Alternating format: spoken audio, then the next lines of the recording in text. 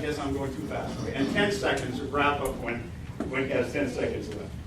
As we did a week ago, we request that the audience refrain from any positive or negative reactions during the forum and save its applause for the end of the closing statement.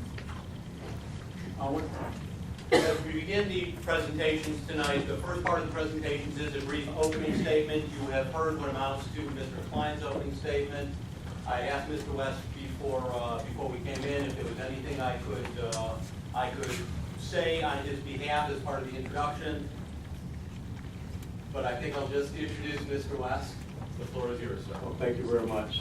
And gentlemen, it is really an honor to be here, and each and every one of you here at Imperial Point, the Community Association. My name is Lieutenant Colonel Retired Alan West. I was born and raised in Atlanta, Georgia. I served 22 years of active duty service in the United States Army. I retired down here in 2004. I live in Plantation with my wife, Dr. Angela West, and my two daughters, Aubrey, who is 17, and Austin, who is 13. Immediately upon retiring down here, I taught high school at Deerfield Beach for a year, and I coached track up there, and I thought that my life would be about just enjoying this part of who I was. But a call came in 2005, and I returned back to the battlefields of Afghanistan, where I spent 2.5 years working as a civilian military advisor for the Afghan National Army, and I was stationed down in Kandahar. While there, some people contacted me and asked me about running for Congress, which is something I thought I would never do, because professional military officers, politicians, we just kind of steer clear of them whenever they come around. But, you know, we thought about it, we prayed about it, talked to the family, and we decided to run in 2008. I got back in November of 2007. We had a campaign that a lot of people did not give us a lot of credit for, and didn't think we'd be a valid candidate because I'd never been in the political realm. But one thing I believe is that when you take the oath to serve this country, which is what I did in 31 July 1982, when you have a father that served in World War II, when you have an older brother that served in Vietnam, and a nephew now that has already done 2 tours of duty in Afghanistan as a captain following my footsteps, you know, you take off the boots and fatigues, you continue to serve this great nation that has afforded me the opportunity to be a lieutenant colonel retired in the Army and to sit here and run for Congress. So we came up short, 45.3% in 2008. We took on Congressman Klein, we had 3.1 million, we had 583,000. But when you believe in the principles and values that make this country great, you believe that you get out in front of the people and you articulate that message. That's why we came back to run again in 2010. I believe, after being in 13 different countries and 3 different combat zones, that there is no country greater than the United States of America. But I also believe that right now is the most threatening time for our constitutional republic. And if we cannot get people to Washington, D.C., that understand it is about service, sacrifice, and commitment, that it is about giving of yourself to the American interest, to the people here of this congressional district, not to serve self-interest or special interest. I go to the United States House of Representatives to do the exact same thing I've done most of my life and my family has done, to protect your life, your liberty, and your pursuit of happiness. Thank you very much.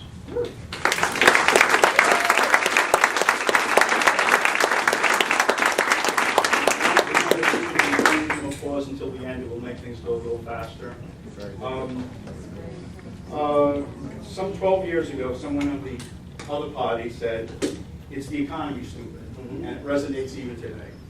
The economic downturn over the past 3 years has been deeper and more complex than originally thought, resulting in an 11.7% unemployment rate in Florida, higher than the national average.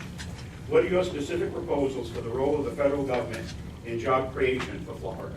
Well, I think one of the most important things that you saw Friday, that the unemployment numbers came out, and South Florida, each one of the counties down here had an increase. Broward is up now to 10.7, 10.8. Palm Beach County, I believe, is 12.3, and Miami-Dade County is 14.4. And on top of that, you know, South Florida is leading the way in this state with foreclosures. The most important thing that the federal government must understand that job creation does not come from the federal government. Right now, when you have the public sector outpacing the private sector as far as compensation and growth, that means that the money, that investment, ingenuity, and innovation that you all out here, who are truly the economic engine of this great country, you don't have that money to use. If you go to Washington, D.C., there's something very interesting that you will see.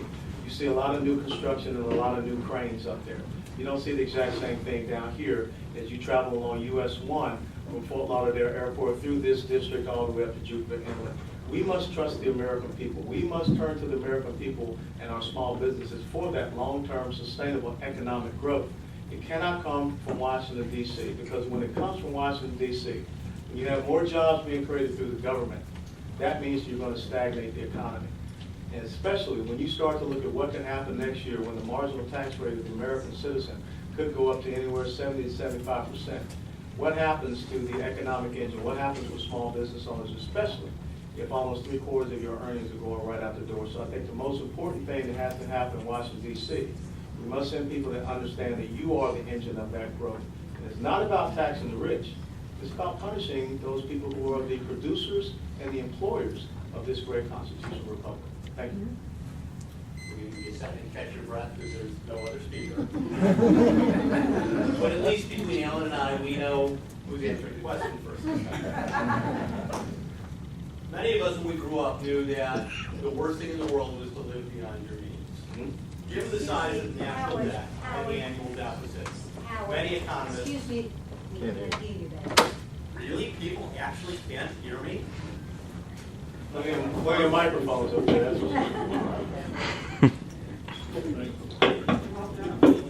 Yeah, but I can... Sorry about that. Thank you, baby. Given the size of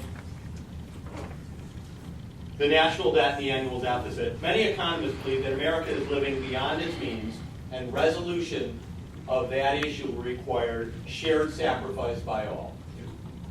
What specific and substantive measures do you propose to both reduce the deficit and the national debt, and what shared sacrifice do you envision for this community at large?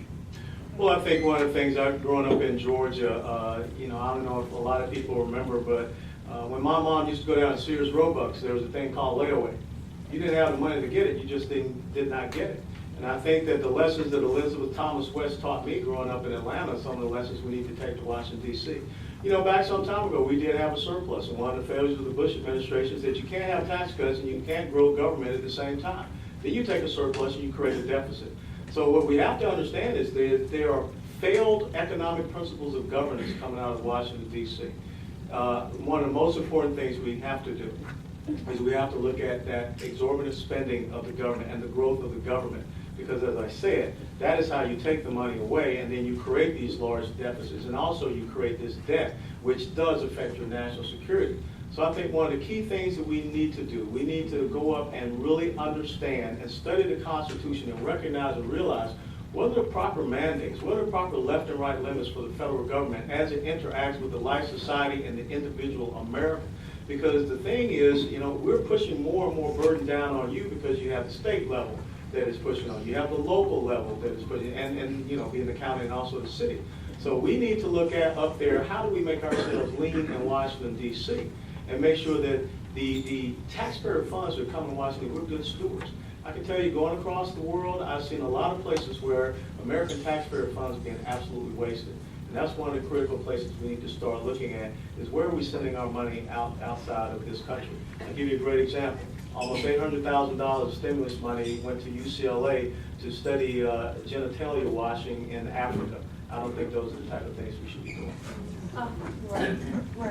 Okay. Healthcare reform or repeal. The Wall Street Journal reported that 1 in 6 Americans, or 51 million persons, are uninsured. The North Broward Hospital District is increasing its tax rate due to the cost of emergency care for the uninsured. Do you support the current health care law? If not, what are your plans to repeal it, replace it, or fix it?